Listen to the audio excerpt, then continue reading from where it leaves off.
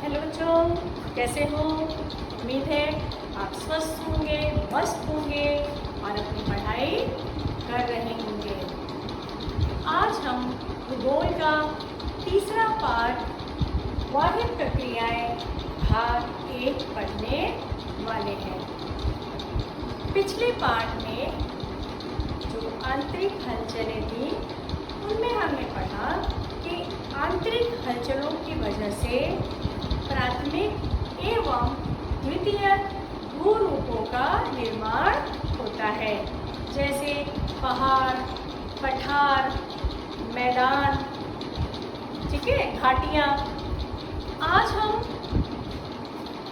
बाह्य प्रक्रियाओं द्वारा जो परिवर्तन होते हैं उनके बारे में अध्ययन करने वाले हैं। प्राथमिक एवं द्वितीयक जो भूरूप है उनमें भूपृष्ठ पर कार्यरत सौर ऊर्जा, गुरुत्वीय बल, पृष्ठभाग पर बहने वाले पदार्थों की गतिज ऊर्जा आदि बलों के कारण अपक्षय, क्षरण, दहन, निक्षेपण प्रक्रियाएं होती रहती हैं, जिसकी वजह से प्राथमिक एवं द्वितीयक भूरूपों में परिवर्तन होते हैं और तृतीयक भूरूपों का निर्माण होता है, जैसे बालू के टीले, डेल्टा आदि। इस पाठ के अंतर्गत हम तृतीयक प्रकार के भूरूपों में का निर्माण किस प्रकार होता है, बाह्य प्रक्रियाएं कौन सी होती हैं, इनके साथ अपक्षय, खनन, वहन, क्षरण, इनका विस्तार से चित्र के माध्यम से अध्ययन करेंगे। तो चलिए पाठ की पंक्तियां हम पढ़ते हैं और समझने का प्रयास करते हैं कि ये प्रक्रियाएं कौन सी हैं और कैसे होती हैं।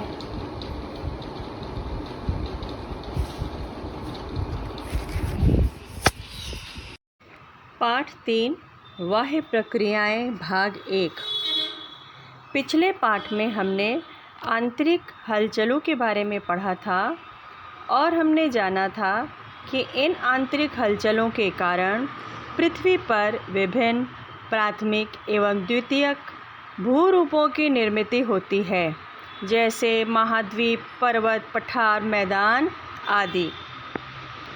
भूपृष्ठ पर अनेक प्रक्रियाओं के कारण भूरूप निर्मित और निरंतर अपक्षरण होता रहता है। इसका अर्थ क्या हुआ कि जैसे जैसे भूपृष्ठ पर अनेक प्रक्रियाएं होती हैं तो जो भू का रूप है विभिन्न प्रकार के उसमें परिवर्तन आते हैं, उनका अपक्षरण होता है और साथ ही साथ नए भूरूपों का निर्माण भी होता है। भूरूप का अर्थ होता है धरती के प्रकार।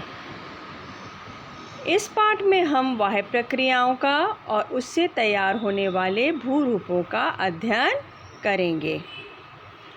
भूपृष्ठ पर कार्यरत दाब शक्ति के कारण बाह्य प्रक्रियाएं होती हैं।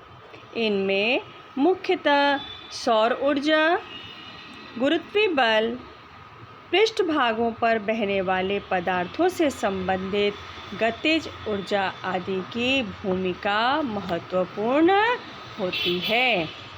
आंतरिक हलचलों के कारण क्या होता है, प्राथमिक एवं द्वितीयक भूरूपों का निर्माण होता है और भूपृष्ठ के ऊपर कार्यरत दाब के कारण भी बहुत सारी बाह्य प्रक्रियाएं होती हैं। जिनमें सौर ऊर्जा, गुरुत्वीय बल आदि की गतिज ऊर्जा की भूमिका महत्वपूर्ण होती है। ये कुछ चित्र दिए हुए हैं, इन्हें आप ध्यान से देखिए। ये आपको चट्टानें टूटी फूटी, कुछ खनन भनन दिख रहा है। स्क्रीन पर आपको एक चित्र दिखाई दे रहा है, इसे आप ध्यान से देखिए। चट्टानें टूटी फूटी, दरारें पड़ी हुई हैं, कहीं कहीं पर रंध्र दिख रहे हैं। ये देखिए, ये एक और चट्टान है जो खंडित विखंडित है। ये तीसरी चट्टान जो कि क्या है, छिन्न भिन्न हो गई है, अर्थात इसका अपक्षय हुआ है। अपक्षय का अर्थ होता है क्षय होना, नुकसान होना। ये देखिए कुछ चट्टानें और है। ये चट्टान आपको लाल लाल दिख रही है, ये एक पुरानी कृति है, चट्टान पर बनाई गई कृति है, जिसमें देखिए आपको छोटे छोटे छेद दिखाई दे रहे हैं। आपको मालूम है चींटियाँ, चूहे, खरगोश, ये सब क्या करते हैं, पत्थरों चट्टानों के अंदर क्या करते हैं, होल बनाते हैं, अपने बिल बनाते हैं, जिससे भी चट्टानों को क्या होता है, अपक्षय होता है।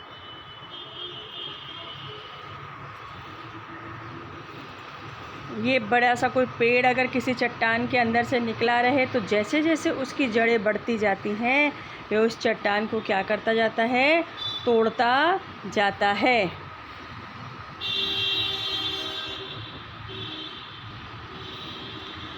तो चलिए देखते हैं। चट्टानों का टूटना, कमज़ोर होना यह प्राकृतिक प्रक्रिया है। इसे अपक्षय कहते हैं। अपक्षय का क्षय का मतलब होता है नुकसान होना, टूटना, नष्ट होना। चट्टानों का टूटना, कमज़ोर होना यह प्राकृतिक प्रक्रिया है, इसे अपक्षय कहते हैं। अपक्षय भौतिक, रासायनिक और जैविक, ये 3 प्रमुख प्रकार इसके किए गए हैं। अपक्षय के भौतिक, रासायनिक एवं जैविक, ये 3 प्रमुख प्रकार किए गए हैं। शुष्क मौसम के प्रदेशों में भौतिक अपक्षय का प्रभाव अधिक होता है, तो नमीयुक्त मौसमी प्रदेशों में रासायनिक अपक्षय मुख्यतः दिखाई देता है। सजीवों द्वारा जैविक अपक्षय होता है।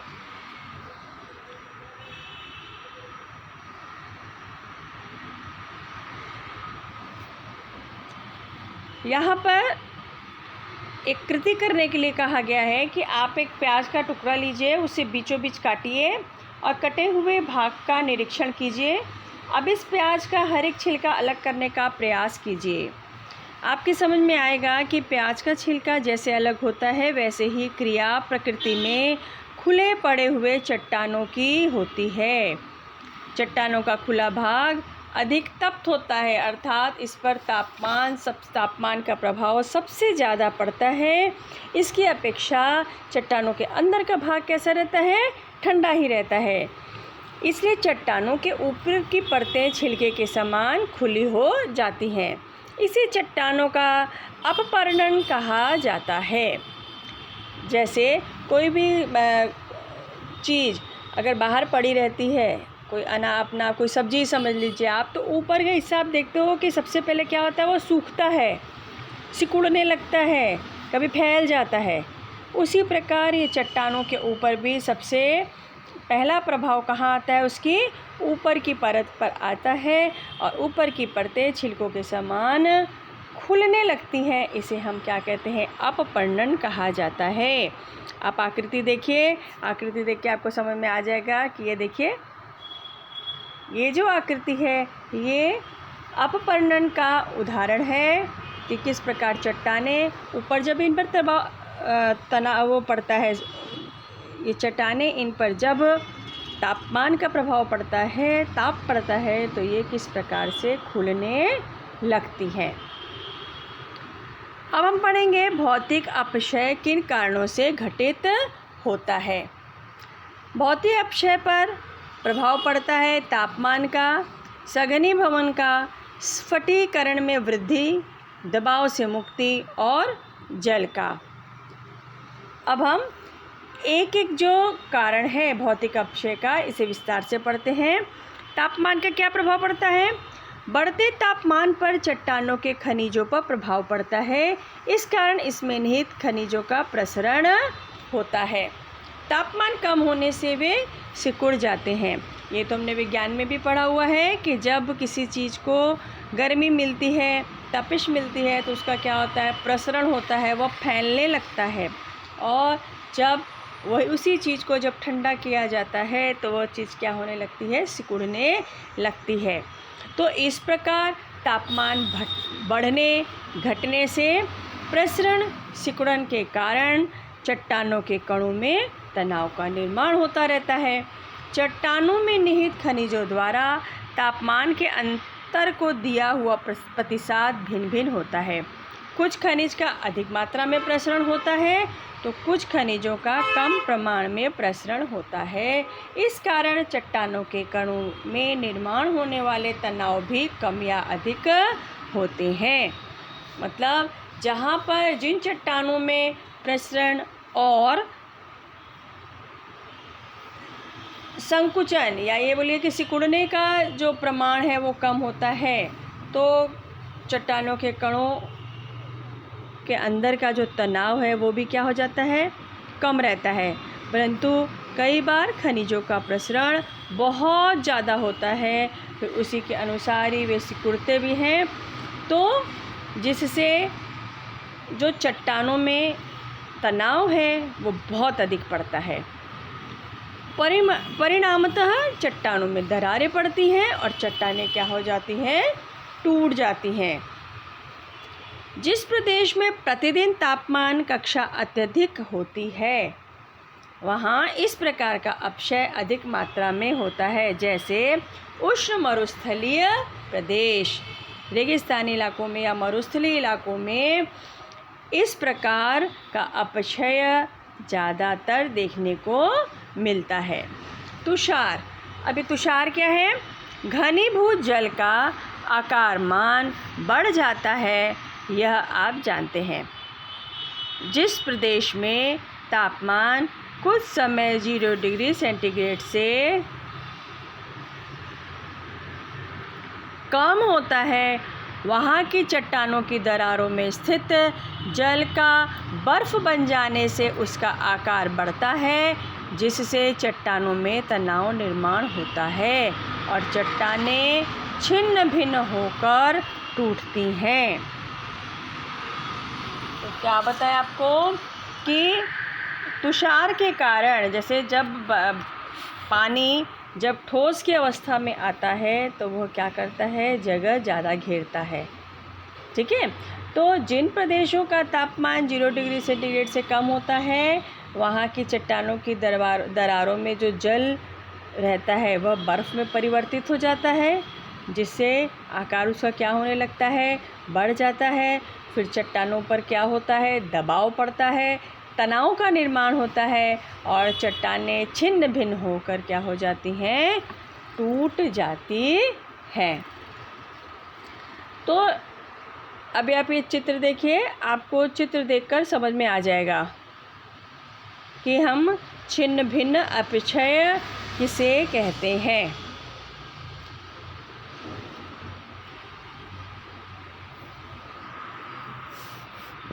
आगे हम पढ़ेंगे रासायनिक घटकों की विद्राव्यता और स्फटिकीकरण की वृद्धि। समुद्री तट पर जहाँ चट्टानों का भाग होता है वहाँ समुद्री लहरों का जल टकराता है।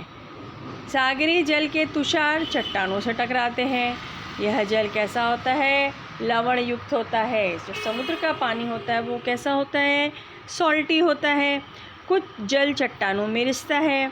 सूरज की गर्मी से जल का वाष्प होकर जल निकल जाता है और जल में स्थित लवण का स्फटिकीकरण होता है। स्फटिक अधिक जगह व्याप्त करता है, जिससे चट्टानों में तनाव निर्माण होता है। ये बेटा आपको अलग अलग प्रकार बताए जा रहे हैं कि भौतिक अपक्षय जो होता है वो किन किन कारणों से होता है। चट्टानों के ऊपर रंध्र छिद्र तैयार होते हैं। परिणाम स्वरूप चट्टानों का पृष्ठभाग मधुमक्खियों के छत्ते जैसा दिखाई देता है। ये देखिए, चित्र ध्यान से देखिए कि समुद्र का पानी चट्टानों पर आया। इसके अंदर जो चट्टानों के अंदर जल था वो रिसा, जल का वाष्पीकरण हुआ, लवण वहीं रह गए, लवणों का स्फटिकरण हुआ और जिसके फलस्वरूप चट्टानों में तनाव का निर्माण हुआ और फिर परिणाम क्या निकला, चट्टानों के ऊपर छिद्र तैयार हो गए।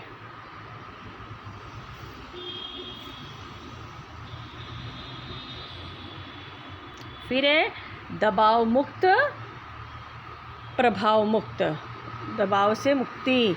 ऐसा नहीं है कि चट्टानों में तनाव केवल तापमान, स्फटिकों का बढ़ना या जल रिसना इन क्रियाओं की वजह से होता है। चट्टानों के ऊपर की परतों का दबाव निचले अथवा अंदर की परतों तक होता है।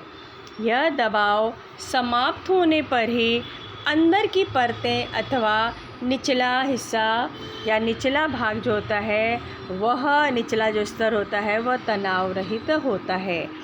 इन्हीं कारणों से ही अपक्षय होता है। जो ऊपरी परतें होती हैं उनका दबाव भी अंदर की परतों तक जाता है। तो जब ये दबाव समाप्त होता है तो ही अंदर की परतों का तनाव क्या होता है, ख़त्म होता है। तो ये भी एक कारण है अपक्षय का। फिर है जल। कुछ प्रदेशों में वर्षा का प्रमाण अधिक होता है। ऐसे प्रदेशों में केवल जल रिसने से ही विविध प्रकार के चट्टानों का अपक्षय होता है। कहीं पर अगर लगातार बारिश हो रही है तो उसका प्रभाव वहाँ की सृष्टि पर ज़रूर पड़ता है और चट्टानों पर भी ज़रूर पड़ता है और इसकी वजह से चट्टानों का क्या होता है, अपक्षय होता है। जैसे बालूकाष्म, सैंडस्टोन, संपीड़न, कोनेलोमोरैट आदि चट्टानें। ये चट्टान केवल बालू के कण एकत्रित आकार और उस पर दबाव पड़ने से तैयार हो जाते हैं। कीचड़ जैसे पदार्थ से भी बालू के कण एक साथ आ जाते हैं। ऐसे चट्टानों में जल रिसते ही एक साथ आए हुए बालू के कण अलग हो जाते हैं। ये कण मूल चट्टान से अलग होने लगते हैं और इससे क्या होता है, कणात्मक अपक्षय होता है। चित्र देखिए।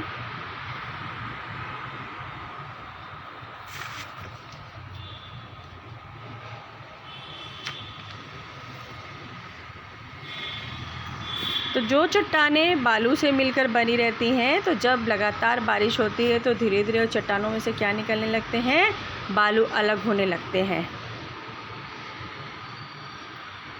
आगे देखते हैं। कुछ समय तापमान और जल इन दोनों घटकों से अपक्षय होता है।